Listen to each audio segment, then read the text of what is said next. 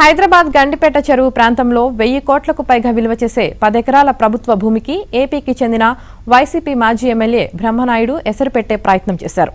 గండిపేట గ్రామానికి చెందిన కొంతమంది ఆ భూమిపై హక్కును సృష్టించుకునే ప్రయత్నం హైకోర్టులో విఫలమైన తర్వాత వారికి ఆ భూమి రెగ్యులరైజ్ అయినట్లుగా నకిలీ జీవోలు సృష్టించి కాజేసే ప్రయత్నం చేశారు. స్థానిక ఎంఆర్ఓ అప్రమత్తమై సైబరాబాద్ పోలీసులకు ఫిర్యాదు చేయడంతో మొత్తం వ్యవహారం వెలుగులోకి వచ్చింది. ముగ్గురు అరెస్టు కాగా వినుకొండ మాజీ ఎమ్మెల్యే బ్రహ్మనాయుడు సహా 4 పరారీలో ఉన్నారు.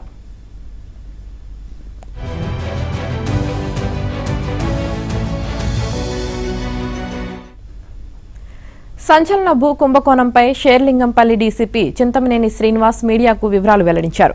గండిపేట రెవెన్యూ పరిధిలోని సర్వే 18లో మొత్తం 104.25 ఎకరాలు ఉండగా అందులో సుమారు 9.28 ఎకరాలకు గండిపేటకు చెందిన 5 తమకు క్రమబద్దీకరించారంటూ నకిలీ జీవోలు సృష్టించి వాటిని సోషల్ మీడియా, వాట్సాప్ గ్రూపుల్లో ప్రచారం చేసుకున్నారు. ప్రభుత్వ భూమిని సొమ్ము చేసుకునే కార్యక్రమానికి శ్రీకారం చుట్టారు.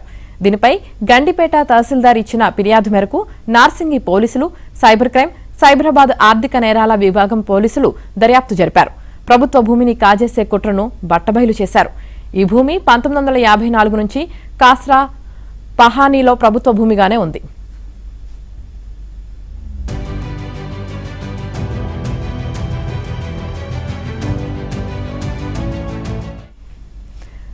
గండిపేట గ్రామానికి చెందిన నిమ్మల దశరథ కుటుంబ సభ్యులు ఆ స్థలంలోకి వచ్చి ఇది తమదేనని, ఇందులో 10 ఎకరాలు తమకే వస్తుందని ప్రచారం చేసుకోవడం మొదలుపెట్టారు.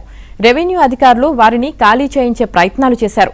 2012లో నిమ్మల దశరథ్ కుటుంబ సభ్యులు హైకోర్టులో ఒక రిట్ పిటిషన్ వేశారు. రిట్ పెండింగ్ లో ఉండగానే రుద్రరాజు రామకృష్ణరాజు అనే వ్యక్తికి అగ్రిమెంట్ చేశారు.